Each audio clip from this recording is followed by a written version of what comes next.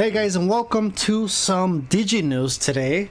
And so they actually announced probably roughly an hour ago that they are going to introduce, or actually, I'm sorry, they modified the rules for a mulligan and having a side deck. So I went to the site here, and it does say it on here. You just have to go all the way down. All the way down.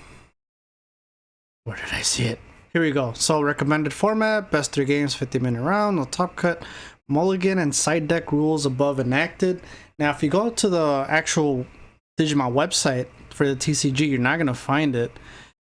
But if you go to their official Facebook English version, they actually posted the rules on how their mulligan is going to work and how the side deck is going to work. Now, what they're going to do here is this is very long, but this is going to be tested for the main event as follows. So mulligan, after players have placed their security and drawn their starting hand, they may review their hand and mulligan.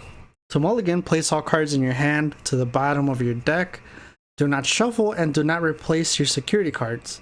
Draw 5 new cards from the top of your deck. Subsequent mulligans are not permitted. So I think this is awesome.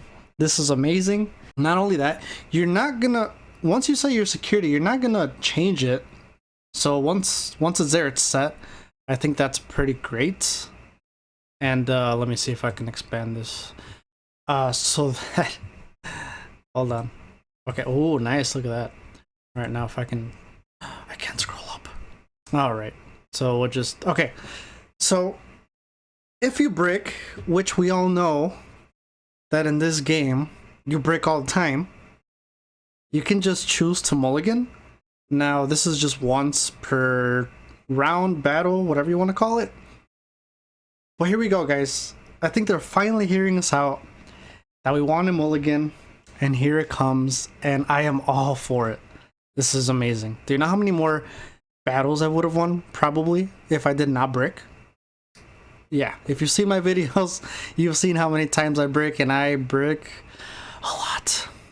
Anyway, so let's move on to these side decks here. Players will be permitted to bring their main deck of 50 cards and a side deck of up to 10 cards. Side decks may include main deck and Digi-Egg cards. The limit on copies of cards with the same card number that can be included applies to the total cards in your deck and side deck. If rules or effects change the limit on copies of cards that can be included, the limit applies to the total cards in both your deck and side deck. The contents of the side deck are considered a secret area and should not be shown to the opponent. Okay. Both players should count out their side decks in view of their opponent to confirm how many cards are in there at the start of each match. Your side deck may be returned to a deck box for safekeeping, which must be kept on the table in view of both players. Okay, that's pretty cool. So we start. I show you my side deck. We count it out together. It's only going to be 10 cards, which isn't bad. So that's good. That kind of limits to, you know, like, oh, he has more cards in his deck, whatever. After the end of each game in a match, players may choose to swap cards into their deck from their side deck. The same number of cards must be swapped between each deck. The quantity of both decks must remain the same before and after siding. Now it's like, okay, let me just go back. It's a little blurry. Please keep the time between games to under 3 minutes. Okay, I don't think this applies. All preparation for the next game and exchanging of cards between main deck and side deck must be carried out within these 3 minutes. Okay, so they're giving you 3 minutes to go into your side deck and adjust your deck to how you need to. Players may be penalized if a judge determines them to be time wasting between games. Before the start of each game, if a player has a side deck, they should present it to their opponent face down. The number of cards in the side deck is public information. but a player is not required to reveal how many cards were swapped between decks. Interesting. So, as long as you show that you have 10 in your side deck, you're all good. You're not supposed to, or you don't have to say like, hey, you know what, I swapped 3 cards from my side deck into my deck. So I think that's pretty cool. As long as you know that your opponent and yourself have 10 cards in your side deck, I think that's all that really matters. Kind of keeps it also, you know, it keeps your opponent guessing, because, you know, like, okay, well, I wonder what they swapped out, I wonder how many they swapped out, etc. I forget where it was. Okay, players are not permitted to review their side deck contents during a game. Okay, at the end of the match, players must return their decks and side decks to their original states. If a player receives a game loss penalty prior to the start of the first game, players are not allowed to switch cards out from their side decks before the start of game 2. So again, that qualifies more for having a brain fart here for the event. So again, so I probably should have started off with reading the very top. The Digimon Card Game Fest is a new event held in March 2022 to celebrate the Digimon card game with an exciting tournament and new exclusive fest prizes.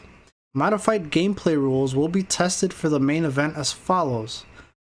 For Card Game Fest store events in Europe, please confirm with the starter, yada yada. Doesn't matter. So there you go. So they're trying out Mulligan and side decks in this event here, which is Fest, the Card Game Fest, right? Which takes place in Texas and I believe Miami. Unfortunately, I will not be able to attend. I can never go to the good stuff, but there we go. So what do you guys think? What do you guys think of this Mulligan and side deck? Me, personally, I think Mulligan is amazing.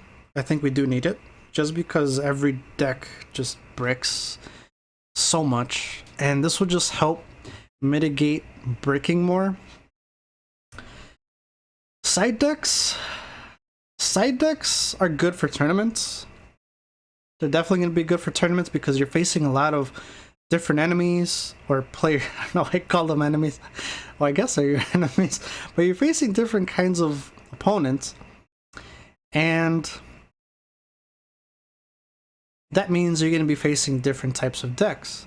So now if you take a side deck and you can incorporate cards that help you with Rookie Rush, that help you with security control, that help you with, you know, whatever it is, you're able to do that. Now, for videos like how I do with my friend, it's not really going to help us much because we're just, you know, you're just going against one-on-one, and that's pretty much it. But this is awesome. I hope this really, I mean, I'm excited for it. I hope this all goes well. And it seems maybe they're going to have like a poll after the event or during the event, and people are going to vote on whether Mulligan is good, side decks are good, how they feel about it, does it work? And I think after that, they're probably going to actually incorporate it into the Digimon rules with the rulebook. And once they do, oh man, it's gonna get lit.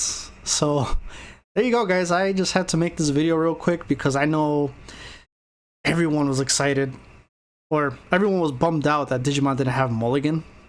And here we go. It's time. It's time, baby. Let me know down in the comments below what you think of Mulligan, what you think of side decks. Is this gonna make the Digimon TCG better, or is it gonna make it worse? I will see you guys in the next video, and thank you so much for the support. I will see you next time.